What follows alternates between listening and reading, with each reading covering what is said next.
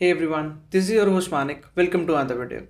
So these days, all of a sudden, we have a lot of true wireless earphones launching in the Indian market. And the one that I have been using since past 1 week or so are the Realme Buds Air Neo.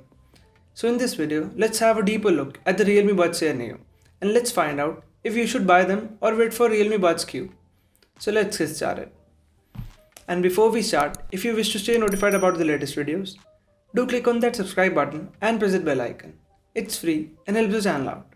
So these Realme Buds Air Neo are priced in the 3000 rupees price segment. And a lot of you asked if there are other true wireless earphones under rupees 3000 in India.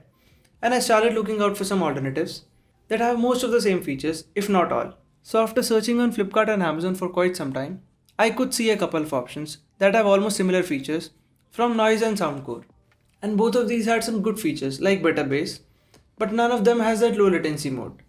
And in fact, I could not see details about latency on any of them. They might sound better judging by the reviews, but in no way they were complete. And neither are these Buds Air Neo. After using them for a week, well, I have some complaints and there are some features that I've really loved.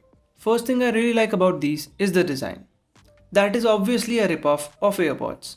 But having used the AirPods, these feel similar and comfortable even for longer duration, as these are airy, and thus I could use these easily for extended periods of time. And the build quality is also good, and these won't break easily. And the next good thing would be Google Fast Pairing. That makes it really easy to pair them with any Android device. Just tap a button and the pop-up appears on any Android device. And I would like to see this feature in all earphones. In iPhones though, you won't get this pop-up, but these are fully compatible with iPhones, just in case you wanted to know. Plus that low latency mode. Well, I did upload a video of that working with any Android device. So if you're a casual gamer, well, these are a great pick to have for a smooth PUBG session. And like most Bluetooth earphones, well, just don't buy them only for gaming. Talking about the overall audio quality. Well, they sound good, if not the best. Though the overall audio quality could have been better, these have decent treble and bass. And if you like too much bass, well, don't buy these. And overall audio is clear enough. And I don't have much complaints. Plus the connection with devices is strong as well. But I would simply not recommend these to audiophiles.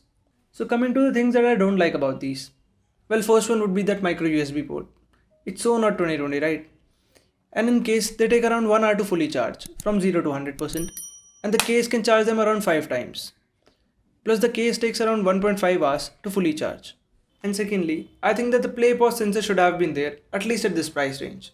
It makes up for a good user experience, and people thought of this base vent as a play pause sensor, and it's bad to pre-assume, but they've rated them poorly on Flipkart just for these. Also, the touch gestures work for me most of the times.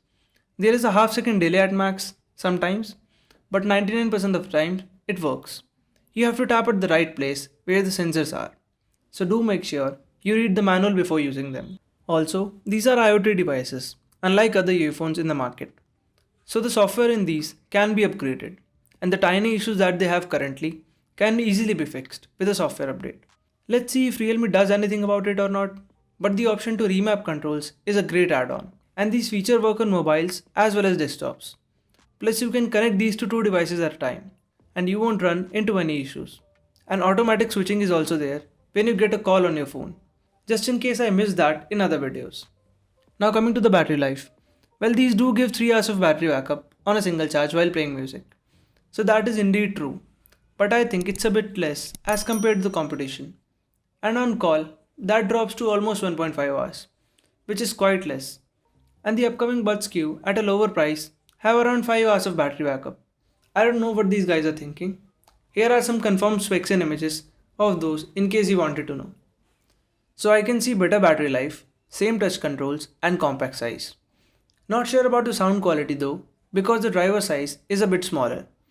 But they are looking great for the price. And they are about to be launched soon, and probably would kill the Redmi earbuds S with such great features. So most of the features of these plus a better battery. Well, I'll get my hands on one as soon as possible. And if you have a budget of like 2000 rupees, well, I think you should definitely wait. So that's it for now.